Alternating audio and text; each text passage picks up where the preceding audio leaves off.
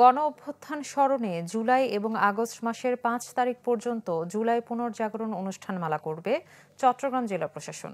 তারই অংশ হিসেবে কাল বুধবার জেলা স্টেডিয়ামে রয়েছে ড্রোন শো সহ নানা আয়োজন।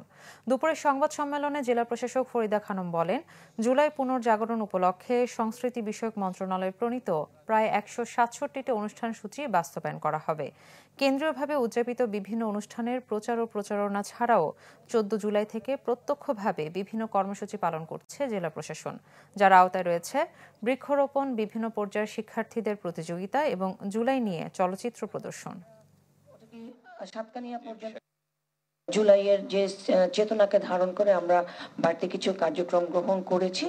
যেমন আপনারা দেখতে পাচ্ছেন যে আমরা লাল ব্যাজ পরেছি।